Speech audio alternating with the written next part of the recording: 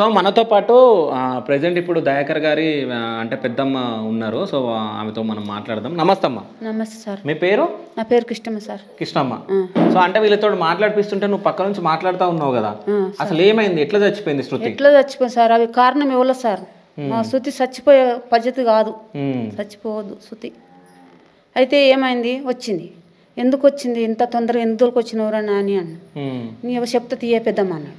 అన్నాకేమన్నది, ఏంద్రా అప్పుడు సంక్రాంతి వెళ్ళినాక పెళ్ళి అంటివి, ఇప్పుడు పెళ్ళి అంటువి, 10 రోజులలో పెళ్లి కావాలంటున్నావు, ఎట్లా చేస్తామే మనము అంటే, ఎట్లన్నా చేస్తాం అక్క, ఆనన్నది తెస్తాం పైసలు, అప్పుడైనా ఎట్లయినా బాకీ, అప్పుడు సిట్టీలు ఉన్నాయి కానీ ఇప్పుడు బాకీ తెస్తాం అన్నది. అనగానే వీళ్ళు నాళ్ళ నాటికి ఎత్తుకున్నాం. ఈడో 2000, ఆడో 1,00,000, ఈడో 1,00,000 తెచ్చినాం, పెళ్లి చేసినాం. చేసినాక పెళ్లి చేసే ముందు ముఖం మార్చుకుంది. ముఖం మార్చుకున్నాక, ఎందుకు మార్చుకుంటున్నావు బిడ్డ, మీ నాయన అమ్మ నాయన వస్తారు, వాళ్ళే కాళ్ళు కడుగుతారు, నీ అమ్మ నాయన వస్తారు, కాళ్ళు కడుగుతారు బిడ్డ అనగానే నవ్వింది శృతి. నవ్వింది. నవ్వంగానే అయితే ఎప్పుడో వచ్చి నేను నవ్విచ్చేది, శృతిని నవ్విచ్చేది, ఇట్లా చూసి నవ్వేది. అనగానే ఆయన మళ్ళా ఇక లగ్గం పెట్టుకున్నాం. లగ్గం పెట్టుకున్నాక పత్రికలు కొట్టిస్తాను పోయినాక వాళ్ళ అమ్మ నాయన పేరు, వాళ్ళ ఇంటిని రాజుల పేరు పెట్టినాం. వాళ్ళకు కూడా పత్రికలు కొట్టించినాం. పత్రికలు కొట్టించే ముంగట, రమేష నీ పత్రికలు కొట్టిస్తున్నాం, నీ పేరే పెడుతున్నాం, నువ్వు రావాలా రమేష, నీకు పైసలు ఇస్తాం, నీకు ఏం లేకుండా కూడా నీ ఫోన్లో కొట్టమన్నా కొడతాం కానీ నువ్వు రావాలి లగ్గానికి. ఎంత శృతి వాళ్ళ నాన్నకు చెప్పారు. శృతి వాళ్ళ నాన్నకు చెప్తున్నాం. చేస్తుంటే ఎట్లా రావాలి, మేము మీ బాంధవులు మా బాంధవులు, మీ చేతులు మూతులు అడగలే, మీ బాంధవులు వచ్చి మా ఇంటికి రాలే, మా బాంధవులు మీ ఇంటికి రాలే, నేను ఇంత తొందరగా నేను ఎట్లా రావాలి, పెళ్ళి అంటారు మీరు అని అన్నాడు. అన్నాక ఆయన ఎట్లా చేసినా సరే పెళ్లి చేస్తాం, ఇట్లా పిల్లకు ప్రెగ్నెంట్ అట, మీలో వద్దు మాయిలో వద్దు రండి అన్న అనగానే ఆయన ఎంబడి పెట్టుకుంటూ వచ్చిండు. కూర్చోగానే వచ్చి అయితే మా పెద్ద మనుషులు వీడియో కాల్ చేసి అందరికి 10 మందిని ఒక్కతన కూర్చి, వాళ్ళు కూడా ఫోన్ చేసినా చేతులు మూతులు కడగంది ఎట్లా రావాలి, చేతులు మూతులు కడగంది ఎట్లా రావాలని మాటనే అన్నాడు ఆయన. సరే అని వచ్చిండు. వచ్చినాక 4 పెట్టుకొని, మళ్ళీ పత్రికలు నిన్ను కాదని మేము పెళ్లి చేస్తలేము, నువ్వు వస్తలేవు కాబట్టి నీ ఖర్చు కూడా మేము భరింపుతాం. వాళ్ళు ప్రేమించుకున్నారు. నువ్వు ఒక్కసారి వాళ్ళ అల్లుడు ఆయన ఒకసారి వచ్చిండు. వచ్చినప్పుడు చూసిండు, బైక్ అడిగి పోయిండు, జాగా చూసిండు. ఇంటికి వచ్చి కట్నం ఆపాటిస్తాను అనుకుంటున్నావు అన్నానన్న. నేనే అన్నా, కట్నం ఆపాటిస్తాను అనుకుంటున్నావు అంటే, మాదికు కట్నాలు లేవురా, మాదికి కట్నాలు లేవు, ఏం లేవు, మేము కాలి పిల్లనే ఎత్తిస్తాం, పతానం లెక్క చేసిస్తాం కానీ పెళ్లి కూడా చెయ్యం మేము, మా ఇంటికాడ పెళ్లి లగ్గం కూడా చెయ్యం అన్నాడు. అన్నాక సరే అంటే, మరి ఎంత పెడతావే బంగారం అన్న. 3 తులాల బంగారం పెడతా, పిల్లని ఎత్తిస్తారా అన్నాడు. అంటే ఆయన మనసుకు నేను చెప్పింది గొప్ప కాలం, నాకు కూడా పిల్లలు ఉన్నారు అనగానే, ఆయన బిడ్డ కనవచ్చు కానీ మాకు కూడా పిల్లలు ఉన్నారు అంటే, 3 తులాల బంగారం పెడతా, పిల్లని ఎత్తిస్తారా? సరే మరి ఎప్పుడు? సంక్రాంతి వెళ్ళినాక శివరాత్రి ముంగడ చేతాం చెల్లె పెళ్ళి అన్నాడు. సరే అప్పుడైతే పంతులు నువ్వు అరుచుకో, మేము అరుచుకుంటాం, పంతుల దగ్గర పోయినాం, అరుచుకున్నాం. ఇక వాళ్ళు అటు పోయినారు, మేము విన్నాం. ఉన్నాక ఇక మళ్ళీ దసరాకు మళ్ళీ వచ్చింది అమ్మాయి, మళ్ళీ వచ్చింది దసరా. వచ్చినాక పిల్ల వస్తుంది పోతుంది, ఇట్లనే అవద్దం ఆడొద్దు, చచ్చిపోయి ఆమె ఉన్నది, మన నుండి మనం ఉన్నాం. ఈ పిల్ల వస్తుంది పోతుంది, ఈలో పోతుంది కులస్తుల ముంగట, ఏం కులం పిల్లను ఇట్లా వస్తుంది పోతుందని మన పాలల్లో అని అనుకుంటారు, కులమైన అనుకుంటారు. అంటే ఏమన్నా జరుగుతాయి ఇట్లా ముందే జాగ్రత్తలు ఉంచి పెట్టినా అనగానే ఆయన నేను అన్న నోటికి వెళ్ళినట్టుగా 10 నెల రోజుల వరకల్లా మళ్ళీ పర్మిషన్ రానే వచ్చింది. అయితే సంక్రాంతి వెళ్ళినాక పెళ్ళి తడుగున పెళ్లి అంటుంది, ఎందుకనరు అని వచ్చేవరకల్లా సరే పెళ్లి చేస్తాం ఇక అంటనే ఉన్నాం. వాళ్ళ ఫోన్లు కొడుతూనే ఉండరు. ఇక లగ్గం పెట్టుకున్నాక 4 రోజులకు వచ్చిండు తండ్రి, 4 పెట్టుకుని వచ్చిండు కూర్చున్నాడు. వచ్చినాక నువ్వు ఇట్లా మేము ఇంత 20 ఏళ్ళ బిడ్డను చేసినాం, 20 ఏళ్ళ బిడ్డను చేసినాకనే మా గుండెల మీద అన్నీ వచ్చింది, మీ ఇంటికాడ ఉండి మీకు అది చేస్తుందని ఏం గ్యారంటీ మీకు అన్నాడు. వదిలేనుంటారు, నేను వదిలేసినట్టు మీరు కూడా వదిలేనుంటారు, రానియకపోనుంటారు అంటే, అయ్యో పిల్లలు ఆగంగారా అన్న, నువ్వు వదిలేసినావు కానీ మేము వదిలేయలేము, మా కుక్క కొడుకు మేము వదిలేయమనన్నా, మేము వదిలేయలేము, మేము తీసుకున్నాం, మేము బాగుపడబెడతామే పిల్లల అన్న. అనగానే ఆయన ఇట్ట తలకాయ ఊపిండు. తలకాయ ఊపినాక ఆయన సరే అనుకున్నాం. పిల్ల మరి ఇప్పుడు పరిస్థితి ఏంది, పత్రికలు తెచ్చి తనకిచ్చినాం, రమేష్కి ఇచ్చినాం. ఇయ్యంగానే కళ్ళతో చూసినాం కానీ పట్టుకోలే. పట్టుకోక ఏం చేసిండు, అలా బావకి తీసుకొని అటు ఇసుక్కొచ్చిండు బావ. అలా బావ తీసుకుని అటు ఇసురు కొట్టిండు. శృతి వాళ్ళ బావ తీసుకుని అటు ఇసురు కొట్టిండు పత్రికలు.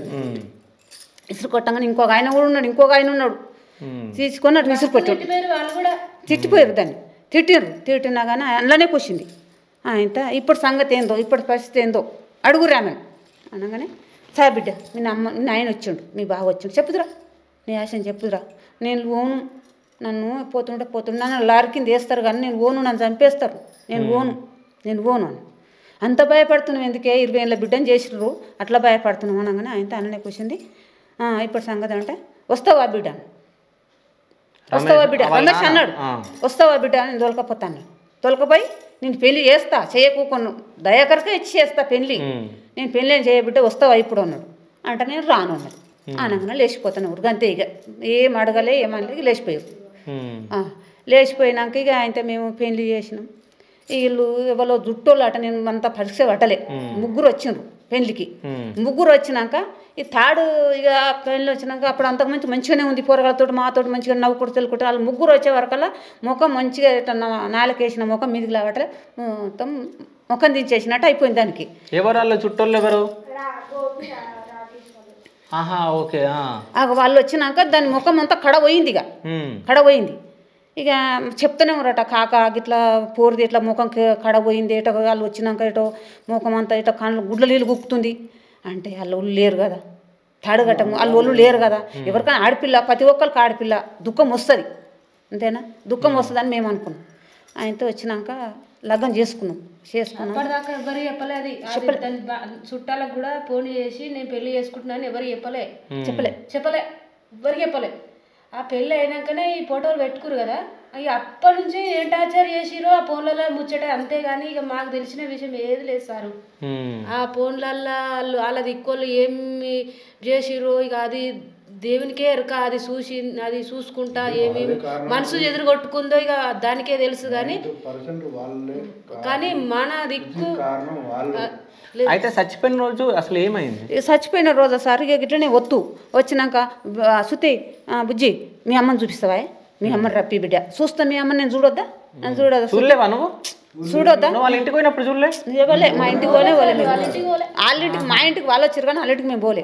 శృతి మీ అమ్మని చూపియావా, నన్ను మీ డాడీని చూసినా కానీ మీ అమ్మని చూపియా, ఫోన్ చేయి బిడ్డ, ఒకసారి ఫోన్ చేయి, వస్తారు బిడ్డ వాళ్ళు, నువ్వు ఫోన్ చేయకి, నువ్వు ముఖం ఏం చిన్న చేసుకోకు, వాళ్ళు ఫోన్ చేసినా మాట్లాడుకున్నా వస్తారు మన ఇంటికి, మేము రప్పిస్తాం, కాకుండా మనం పోదాం ఎంత దూరం రా మా అంటే పోదాం మనం అనగానే ఇట్లా చూస్తూ కానీ నవ్వకపోవు, ఇట్లా అనగానే నవ్వు, మళ్ళీ ఒకనాడు నవ్వు అంటే ఆయనగా ఇట్లనే పాలెమ చచ్చిపోయినాక సాగు చేసి వచ్చినాడు మంచిగానే ఉంది. ఆయన దినాలు ఈ పొద్దురు రోజు దినాలు అయితే నాకంటే ఫస్ట్ మా యారాలు వెళ్ళింది, నాకంటే ఫస్ట్ యారాలు వెళ్ళినాక అంటే మా ఇక పాలు తెచ్చుకురట, మా ఇల్లు కట్టుండే ఇల్లుండి గడికి వస్తాం సార్ రాము కదా, ఏమైనా పంచాయతీలో కొట్లాడలు జరుగుతుంటే మనం వచ్చి చూస్తాం కానీ మనం ఇక మన వాళ్ళు మంచిగా ఆడుకున్నప్పుడు మనం ఎందుకు వస్తాం. అయితే ఇక వచ్చినాక ఫోన్లు మాకు చేయరాదు, మాకు చదువుకోలే కదా, అమ్మి చెవులు ఆ ఫోన్లు మాకు చేయరాదు. అయితే పోరడు చేసిండు, ఈమెను పని పోతుంది పిల్ల, మా మనమరాలిన బిడ్డ పిల్ల. అయితే పని పోయేది ఏం చేసింది, 2 రోజులు జ్వరం వచ్చిందని పని పోక అత్తమ్మ ఉంటుంది బిడ్డ అంటే వీళ్ళిద్దరు కలిసి బంగిలెక్కి ఎగిరేది, ఇంత దర్వాలు పెట్టుకుని ఎగిరేది, వీళ్ళిద్దరు మంచిగా ఉండేది. ఏమన్నా తెస్తే మా కొడుకు వీళ్ళు ఏమన్నా పోయి తెచ్చినాక ఇద్దరు ఆమె తినకపోవు, ఆమెను పిలుచుకొని ఈమె తిను, శుద్ధి తిను, మీది లేకుంటే మీదనన్న తిందురు. అయితే ఆయనతో ఉంటుంది బిడ్డ అంటే సరే పోన్నది. వీడికి వచ్చినాక అత్తమ్మ నువ్వు తానం చేయవా అన్నదట, చేస్తారు వాళ్ళు లాగులో పోయినాక నాకు ఫోన్ చేస్తామన్నారు, చేస్తా అన్నదట. అన్నం తిన్నావా అంటే తినలేదురా అన్నదట. అంటే నేను అన్నం తినొస్తా, టీవీ పెట్టుకుందట, ఈడ కూర్చుందట, 2 ఫోన్లు ఉన్నాయి, ఆ ఫోన్లు ఒత్తుకుంటా కూర్చుంటే నేను అత్తమ్మ నేను అన్నం తినొస్తా అన్నదట. అన్నం తినొస్తానని ఇంకో ఇంటి పక్క వాళ్ళ ఇంటికి పోయి ఆమె ఉంటే ఆమెతో చెప్పి మాట్లాడిందట. మాట్లాడి మా ఇంట్లో జోరుతూనే ఉందట, ఆడక్కడికి ఊరికి వస్తూనే ఉండు. 10:30కు మేము ఇంట్లోకి పోయినాం, 11 గంటల వరకు ఇది మాత్రం ఎరుకైతేనే సార్ అంతే. ఎందుకు చచ్చిపోవచ్చు అది ఎందుకు చచ్చిపోయిందో సార్ ఎట్లా అర్థమవుతలేదు అది. కానీ సారీ చెప్తున్నా, నేను ఇన్ని మాటలు అడిగిన, ఇన్ని మాటలు మీరు ఇట్లు పెట్టి నేను సారీ అంటున్నా, నా పెళ్లి కారణం ఇన్ని మాటలు సారి